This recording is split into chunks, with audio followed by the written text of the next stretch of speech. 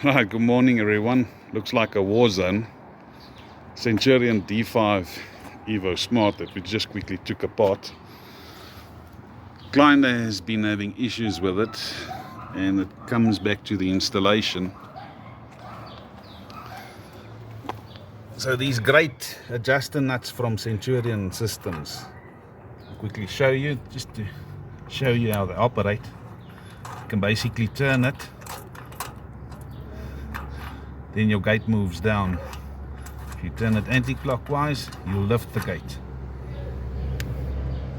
But using the bolts in that fashion causes the gate motor system to be loose. So you're never going to have a sturdy gate motor. And then the other thing is, the steel rack was welded upside down. So in the 21 years I've only done it once or twice. It's a horrible thing to do.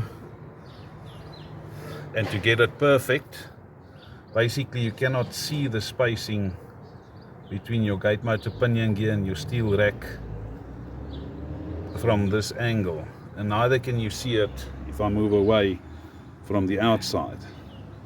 So getting that 100% is not easy.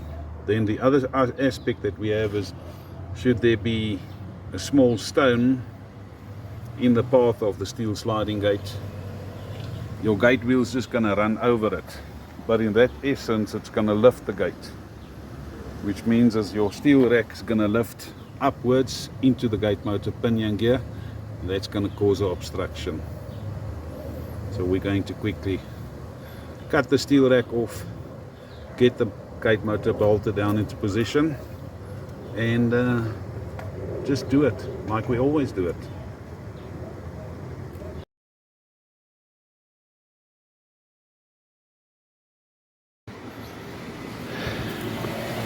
So I'm actually glad that we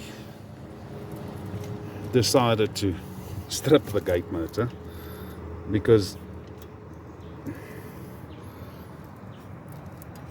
the base plate is loose. That's the last thing that you want. So it is level. That's a great aspect to have, but it's not welded down lacquer. But let's quickly do it.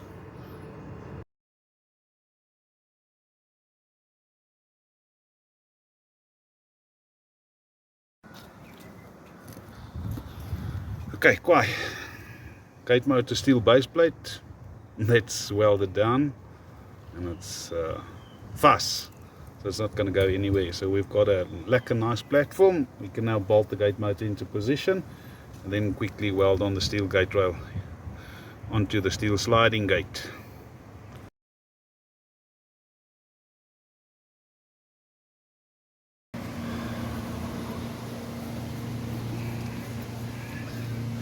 So the gate motor was bolted down into position, and then the anti-theft bracket support ears were placed inside, and then the bolts were secured with the nuts and the appropriate washers. And then what we had to do is we had to weld the steel gate rail back into position with the spacings correctly, and you can see at the end here, startup section, we've reinforced that there. And at the back side also has a support bracket to prevent flexing of the steel rail. Obviously we're painting it, the rail, to prevent rust. That's Durham's NS4 primer paint. So on this guide bracket we have extended it a bit, and then the locking bracket, you can clearly see it was catching there.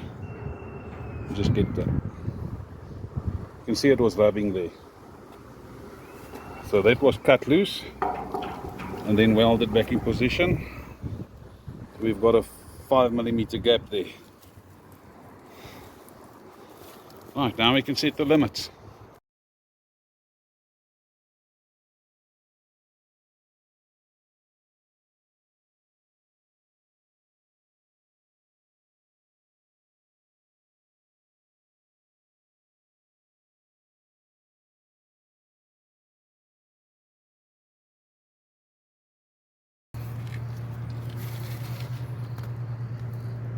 Don't want to say too much. Gosh. Right.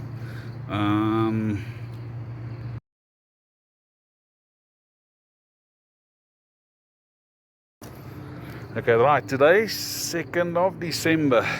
We are in Fountain Blue, Randburg. We did all of the steps necessary. Secure the gate motor down. Re-welded the steel rack as per factory specifications.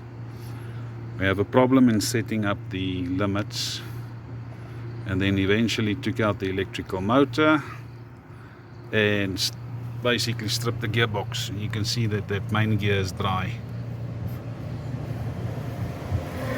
So for some reason the oil disappeared.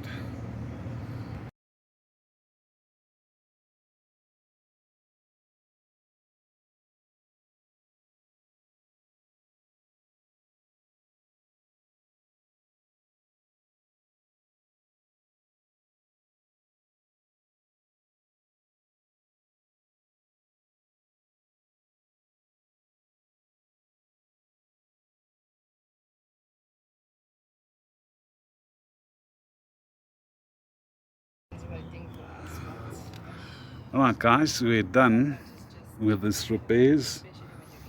Yeah, aspect that we need to address with Centurion systems. See why this gate motor leaked oil out of the gearbox system. It has only done 900 open and closing cycles. Yeah, that's technology and teething aspects. Somewhere some things will always go wrong, but the quicker we rectify and learn from it, the better. In any case, let's quickly test it.